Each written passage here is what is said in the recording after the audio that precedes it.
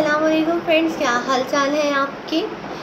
पहली वीडियो बनाई, बहुत अच्छा रिस्पांस आया, तो सोचा क्यों ना अब सेकंड क्वेश्चन को भी कैटर किया जाए। सेकंड क्वेश्चन मुझे रिसीव हुआ मिस इरम की तरफ से, जो कि क्लिनिकल साइकोलॉजिस्ट हैं, और उन्होंने कहा कि डिग्री ले ली है लेकिन जॉब नहीं मिल रही, क्योंकि जॉब पे कहते हैं कि रेफरेंस हो या फिर एक्सपीरियंस हो, और वो अभी मेरे पास नहीं है, और मेरे पास अपना क्लिनिक ओपन करने के भी अभी पैसे नहीं हैं, तो मैं कहाँ से किक स्टार्ट करूँ, अपना करियर कैसे करूँ।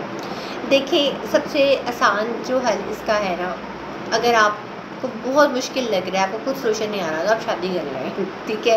किसी लड़के पे डाल दें अपनी सारी की सारी रिस्पॉन्सिबिलिटी और ईजी हो जाए, ठीक है, और उसकी साइकोलॉजी का बस ख्याल रखें, उसकी फैमिली का। ये तो होगी एक मजाक की बात। अब अगर आप सीरियस है अपने करियर को लेके और आप कुछ करना चाहती हैं, देखिए आजकल के दौर में सब कुछ भी करना मुश्किल नहीं है। पहली बात अपने माइंड में ये बिठा लें, ठीक है। अब मेरा क्योंकि प्रोफेशन वो नहीं है, लेकिन फिर भी जो मेरे माइंड में आइडियाज़ आए, मैं आपसे ज़रूर शेयर करने लगी हूँ।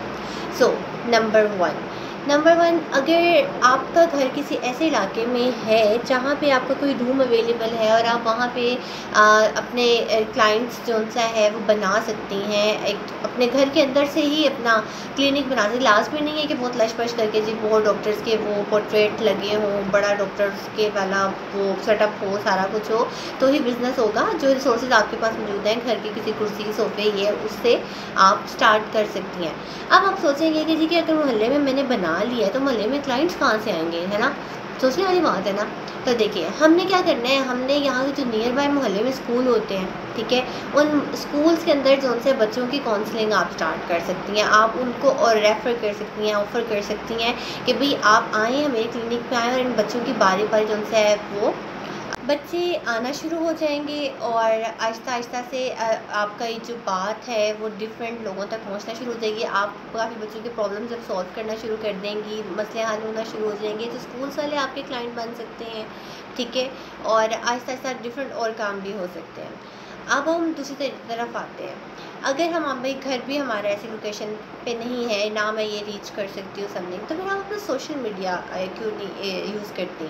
आप सोशल मीडिया पे अपना यूट्यूब चैनल या फिर अपना टिकटॉक या फिर किसी और मतलब अपने व्हाट्सएप के ऊपर ही अब आपकी जो भी फील्ड है क्लिनिकल साइकोलॉजी में जो कुछ भी है, आप उसको लोगों को बताना स्टार्ट करें, ठीक है, और उसके बारे में इंफॉर्मेशन देना स्टार्ट करें, और कुछ ऑफ़र्स लगाना स्टार्ट कर दें। शुरू में फ्री में लोगों का इलाज करना शुरू कर दें, तो आपके पास उनसा है एक्सपीरियंस आ जाएगा। जितने लोगों को आपने डील किया, उनकी जो केस स्टडीज़ हैं उसको आप अपने पास रखें, ठीक है। ऑफ कोर्स जाहिर सी बात है कि आपके पास शुरू में क्लिनिकल साइकोलॉजिस्ट में जैसे अब बहुत बड़े बड़े, मतलब मैं कहना नहीं चाहती कि मेंटली तौर पे डिसऑर्डर्स जिस तरह के लोग होते हैं, तो अगर उस तरह के केसेस ऑफ कोर्स नहीं आएंगे स्टार्ट में, लेकिन एटलीस्ट आपके पास वो जो बेयर मिनिमम एक्सपीरियंस जो आपको चाहिए होता है, तो वो आपके पास आना शुरू हो जाएगा। आपके पास कुछ होगा कि ठीक है, मैंने इससे रिलेटेड बेशक कम, लेकिन मैंने काफ़ी लोगों का इलाज किया है, ठीक है।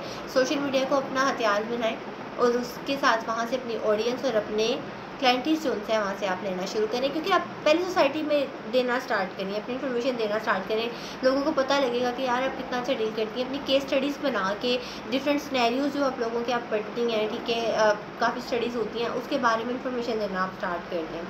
सेकेंडली आप थर्ड, बल्कि ये तो होगी सेकेंड, हमारी हो गई।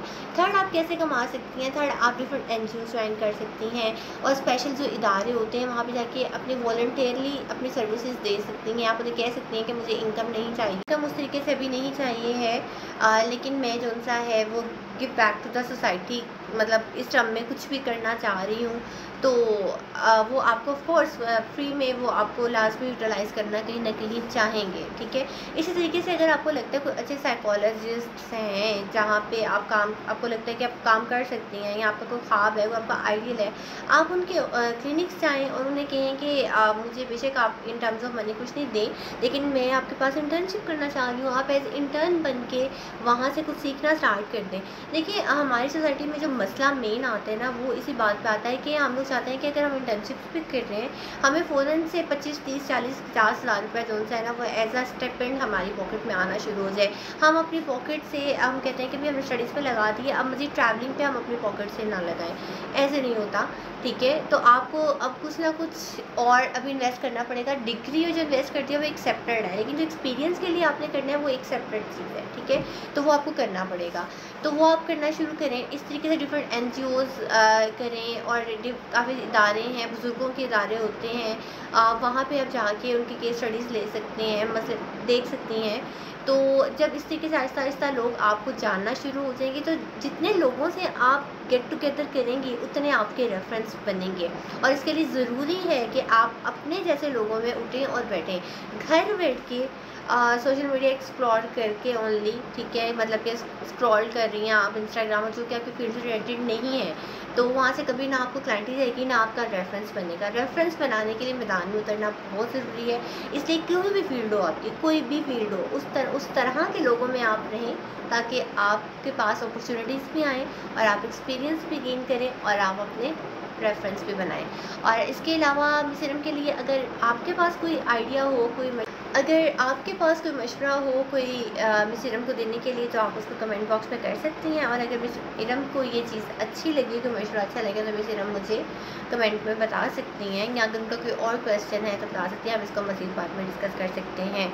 सो अगर आपके माइंड में किसी और फील्ड से रिलेटेड कोई भी क्वेश्चन है जो बाज़ औक़ात इंसान को कुछ समझ नहीं आ रहा होता, उसके लिए गुंजल सा बन चुका होता है, लेकिन किसी की कोई आसानी से कही हुई बात ही आपका सलूशन हो सकती है, तो आप मुझसे क्वेश्चन कर सकते हैं।